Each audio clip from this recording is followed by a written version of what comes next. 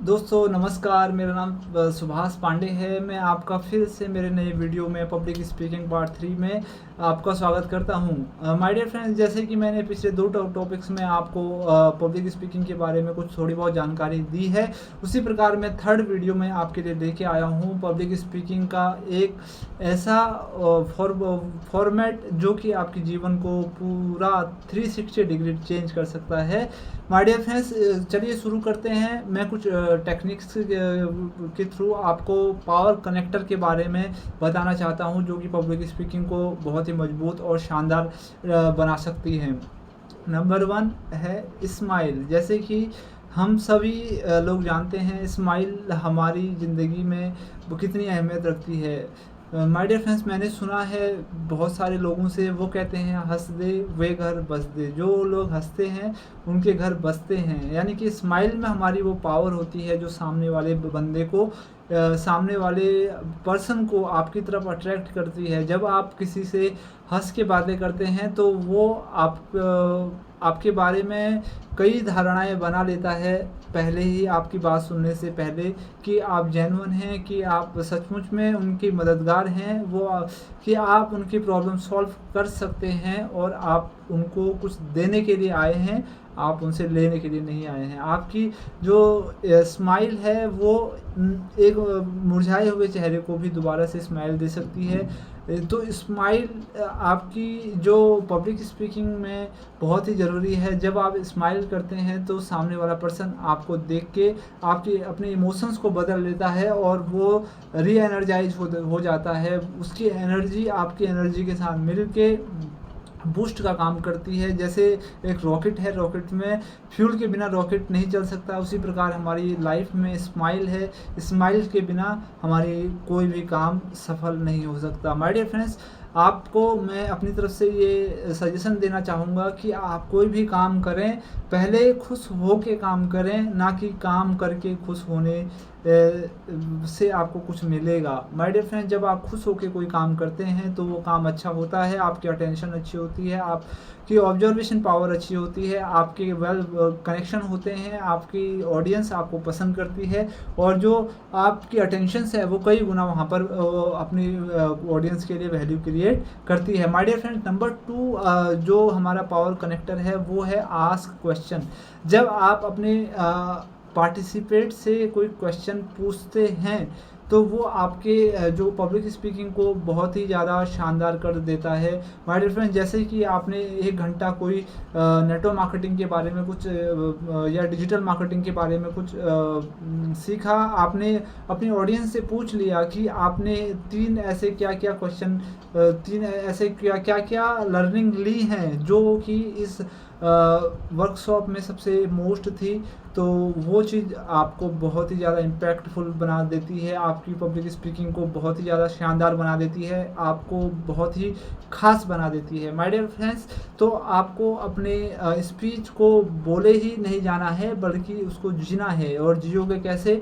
जब आप अपने ऑडियंस से क्वेश्चन करोगे। को जैसे आपको इस वर्कशॉप में क्या क्या अच्छा लगा, आपको पब्लिक स्पीकिंग जो मास्टरी है उसको उसमें आने से पहले या उससे जाने के बाद आपको क्या क्या चीज़ें मिली हैं, आपको आपकी लाइफ की सबसे बड़ी कौन से चैलेंजेस हैं जो इस वर्कशॉप में पूरा होने के लिए आप यहाँ पर आए हैं, आपके पब्लिक स्पीकिंग में आपको क्या क्या कमियां लगती हैं और किस किस आप अटेंशन से यहाँ पर आए हैं जो आपको यहाँ से लेके जाने वाले हैं। इस तरह से बहुत सारे क्वेश्चन आप पूछ सकते हैं। माय डियर फ्रेंड्स, नंबर 3 है आई कांटेक्ट। जब भी आप किसी से बात करें अपनी ऑडियंस से या कोई अपने पार्टिसिपेट से, तो आपको आई कांटेक्ट में बात करना है। बिना आई कांटेक्ट के अगर आप बात करोगे तो वो बात उनके दिल तक नहीं जाएगी और ना ही आप उसको सुन पाओगे। जब तक आपका पूरा आई कांटेक्ट ना हो कोई सामने वाले पर्सन से, तब तक आप अपनी बातों को शुरू मत करिए। हो सकता है आप अपने राइट हैंड में किस तरफ अपनी ऑडियंस को लेके जाएं और अपना पोस्चर अलग अलग तरीके से बदल सकते हैं। आप उनके पास जाके उनकी आंखों से आंखें डाल के बात करेंगे तो तभी आपकी जो बात है वो उनके दिल तक जाएगी और वो उसको एक्सेप्ट करेंगे, उनका माइंड उसको सिग्नल देगा कि ये बात जो है वो आपके लिए है, और ये जो क्वेश्चन है या वो आपके लिए है। माय डियर फ्रेंड, नंबर 4 है स्टोरी टेलिंग। जब भी आप कोई भी स्पीकिंग देने के लिए जाएं, आप अपनी स्टोरी से शुरू कर सकते हैं। आपको स्टोरी बनाना आना चाहिए, जैसे कि आप बचपन में क्या करते थे, आप बचपन से आपने अपनी एजुकेशन क्या करी, फिर आप अपनी लाइफ को देखने का एटीट्यूड क्या था, आपने कैसे पब्लिक स्पीकिंग में महारत हासिल करी,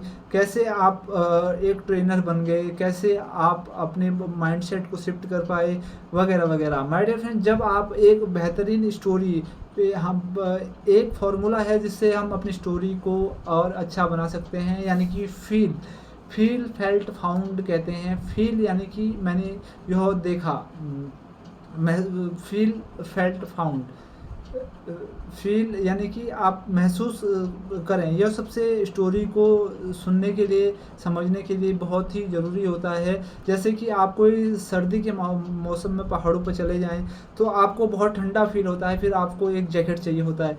तो आप यहाँ पर कह सकते हैं कि मैं पहाड़ में गया था और मुझे एक एडिडास नाम की एक जैकेट थी, उसको मैंने पहना, तो मेरी जो ठंड थी यानी कि वो काफ़ी हद तक कम हो गई और मेरा जो टेम्परेचर था वो नॉर्मल हो गया। तो इससे पता चलता है कि आपको कुछ फील हुआ उस पहाड़ी पर जाके, तो ऑडियंस आपको देख के सोचेगी कि हाँ, ये वीडियो जो स्टोरी है जो है वो जेन्युइन है, और ये वीडियो उनके माइंड में कैप्चर हो जाएगी। फील फेल्ट यानी कि आपको वहाँ पर क्या महसूस हुआ। जैसे कि आप कोई ठंडी एरिया में कभी आप बर्फ़ खाते हैं तो आपको क्या महसूस होता है, आपकी जो बॉडी है उसको राहत मिलती है। तो आपको जैसे ही आपने कोई बर्फ़ को हाथ लगाया तो आपको एकदम से ठंडा महसूस हुआ, आपको ऐसा महसूस हुआ ये एक जगह पर रखने की चीज़ नहीं है, तो उसको आपको कहते हैं फेल्ट। यानी कि मुझे वो बर्फ़ को देख के ऐसा महसूस हुआ कि मेरे रोंगटे खड़े हो गए। ऐसे आप स्टोरी बनाएंगे तो वो आपके बातों को ऑब्जर्व करेंगे। और फाउंड यानी कि जैसे कि आप कोई हिमालय की चोटी पर जाते हैं तो आप हिमालय को देख के ये शॉक्ड रह जाते हैं कि ये कहाँ से शुरू होता है और कहाँ ख़त्म होता है। तो माय डियर फ्रेंड, जब कोई ऑडियंस आपको देखती है कि आपने वहाँ पर क्या पाया, जब आपने हिमालय की चोटी पर को पूरी चढ़ाई कर दी, तब आपको पता चला कि यह हिमालय इतना विशाल था और मैं इसको पार कर गया। तो इस तरीके की आप स्टोरी बना सकते हैं जो आपके जो ऑडियंस हैं वो उनको अच्छे से ऑब्जर्व कर पाएँ। माय डियर फ्रेंड्स, नंबर 5 है जेन्युइन लिसनिंग।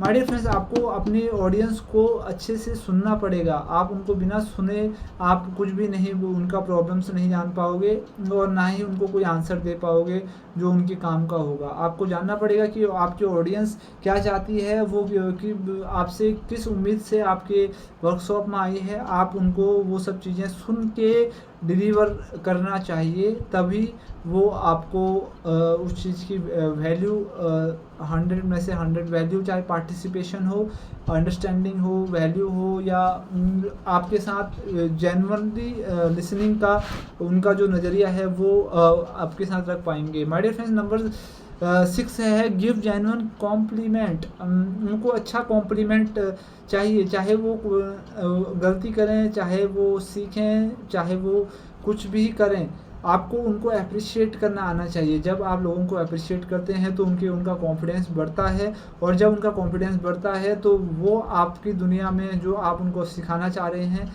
वो उनको बेटर अंडरस्टैंड करते हैं। जब आप उनको बार बार अप्रिशिएट करते हैं, बार बार उनको पीठ थपथपाते हैं, या बार बार उनको बोलते हैं कि यू कैन डू इट, तो वो उस चीज़ को सीरियसली लेना शुरू कर देते हैं। बार बार रिपीटेड हुए जो शब्द हैं वो उनकी ज़िंदगी बन जाते हैं, और वो एक अपनी पुरानी जो वो लाइफ जी रहे थे उससे वो बाहर निकल के वो आपकी दुनिया में आप जो उनको बताना चाह रहे हैं उसके लिए वो फुल प्रिपेयर्ड हो जाते हैं। नंबर 7 है मैजिक वर्ड।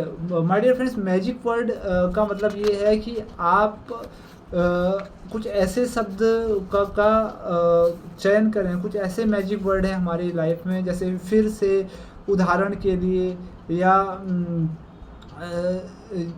उदाहरण के लिए फिर क्या हुआ, उसके बाद, या फिर ऐसे कुछ शब्द हैं जो आपकी जो आपकी जो कंटिन्यूसली कॉन्वर्जेशन है उसमें जान देते हैं। तो ऐसे वर्डों का आपको प्रयोग करना चाहिए। ओह, ऑसम, जैसे कुछ वर्ड हैं, जैसे आप उनको कुछ कॉम्प्लीमेंट, फाइन, फाइन जैसे कह सकते हैं। कोई पर्सन को अपने अलग अलग जो आपके वर्ड हैं उनके थ्रू उनको जोड़ सकते हैं, यानी कि एंड, जैसे एंड है, ग्रेट, ओ ग्रेट, ऐसे उनको ऊपर उठाने वाले जो मैजिक शब्द हैं उनका प्रयोग भी आप यहाँ पर बहुत अच्छे से कर सकते हैं। और सबसे बड़ा गिफ्ट है number 8, give a gift like 100% attention. आपको जब कोई वर्कशॉप दे रहे होते हैं तो आपको अपने ऑडियंस को 100% अटेंशन देना चाहिए। आपको सारी बातें जो आपने वर्कशॉप से पहले जो रखी हुई थी, जो सोच के आए थे, वो सब चीज़ें अपने दरवाजे से उसी वक्त बाहर कर दीजिए। आप अपने ऑडियंस के साथ 100% जो उनको एक ही गिफ्ट है दे सकते हैं कि आप 100% उन्हीं के साथ रहिए, उन्हीं के साथ उन्हीं के जैसा व्यवहार करिए, उन्हीं के प्रॉब्लम्स को सॉल्व करिए, उन्हीं के साथ रहिए, पूरे दिन उनको ऑब्जर्व करिए, उनको लर्न करिए और उनके बारे में उनके माइंडसेट, उनके प्रॉब्लम्स, उनकी सिचुएशन को सॉल्व करने के नए नए तरीके खोजिए और उनको 100% इस चीज़ का गिफ्ट दीजिए। नंबर 9 है point out similarity. My dear friends, आपको अपनी ऑडियंस की सिमिलरिटी को उनको बताना है। जैसे कि हम एक ही कॉलेज में, आप भी वही स्कूल से हैं, मैं भी वही प्राइवेट स्कूल से पढ़े हैं, मैं भी प्राइवेट स्कूल से पढ़ा हूँ। आप भी हिंदी बोलते हैं, मैं भी हिंदी बोलता हूँ। आपका जो कॉलेज फेवरेट फूड है वो वड़ा पाव है, मेरा भी मैं भी वड़ा पाव बहुत पसंद करता हूँ। लाइक कि आपकी एजुकेशन, हॉलीडे, हॉबीज, इन सब चीज़ों को आप शेयर कर सकते हैं और आप उनके जो हॉबी, उनके एजुकेशन, उनके इन्वायरमेंट, उनके जो स्कूल है, ग्राउंड है, इन्वायरमेंट है, कुछ भी को लेके आप सिमिलरिटी के साथ रख के उनको मैच्योरिटी दे सकते हैं। और ऐसा करेंगे तो आपकी जो सिमिलरिटी है वो बढ़ेगी और आपकी ऑडियंस आपके साथ जल्दी से घुल मिल जाएंगे। और आप आते हैं लास्ट पॉइंट पे, जिसको कहते हैं mirroring. My dear friends, mirroring एक बहुत ही पावरफुल सब्जेक्ट है। ये हमारी 50% जो कन्वर्जेशन को है कन्वर्ट कर देता है। माय डियर फ्रेंड्स, मिररिंग यानी कि आपका जो सामने वाला प्रोस्पेक्ट है वो अगर आपसे की बातें सुनते वक्त वो अपने सर पे ऐसे हाथ रखे हुए है, तो आप 4 मिनट बाद आप भी अपने राइट हैंड को उठा के अपने सर पर रख सकते हैं। उसकी बॉडी को पोस्चर करना है। इससे क्या होगा कि उनके माइंड में वो मिररिंग जाएगी, जिससे वो आपकी बातों को ऑब्जर्व करेंगे। यानी कि उनकी जो बॉडी पोस्चर है उसको देखना है और अपने मन में 1 2 3 4 बोलना है, फिर उनकी कॉपी वैसे ही करना है जैसे वो बैठे हैं। क्योंकि ब्रह्मांड, यूनिवर्स आप मिररिंग पर ही चलता है। आप सामने वाले का बॉडी पोस्चर देखेंगे, आप सामने वाले को की बैठने की स्टाइल, उठने की स्टाइल, बात करने की स्टाइल, उनकी बातों में, जैसे कि सामने वाला पर्सन कहता है कि सर पब्लिक स्पीकिंग में सबसे गंदी चीज़ क्या हो सकती है, इसके लिए आपको उनको जवाब देने के लिए उसका आंसर ये दे सकते हैं, सर पब्लिक स्पीकिंग में सबसे गंदी चीज़ यह हो सकती है कि आप सीखने के लिए तैयार नहीं हैं और आप क्यूरियोसिटी से या बिना कोई जजमेंट के यहाँ बैठ गए हैं। तो इस तरीके से आप उनके क्वेश्चन को रिपीट करते हुए आप आंसर देते हैं। तो ये भी एक मिररिंग का एक पार्ट है। आप उनकी बॉडी पोस्चर को, उनकी टोनालिटी को, वो हाई, उनकी वॉल्यूम हाई है तो आप भी अपनी वॉल्यूम धीरे धीरे उसी लेवल पर लेके जाइए, और उनकी वॉल्यूम स्लो है तो आप भी उसी वॉल्यूम पर आइए। उनकी वॉल्यूम, उनकी बॉडी पोस्चर, उनका उठने बैठने और आपको पॉइंट आउट करने का नज़रिया, आपके पास वो सब कुछ सिमिलरिटी होना चाहिए। बस थोड़ी सी पॉज लेना आप सीख जाइए इस बीच में। ये आपकी जो स्पीच को कई गुना बेहतर बना सकता है। तो माय डियर फ्रेंड्स, ये थे मेरे 10 जो पावर ऑफ कनेक्टर हैं पब्लिक स्पीकिंग में। माय डियर फ्रेंड्स, इन 3 वीडियो में मैंने आपको पब्लिक स्पीकिंग का बहुत ही शानदार सा एक ब्रीफ दे दिया है। Thank you so much. नमस्कार।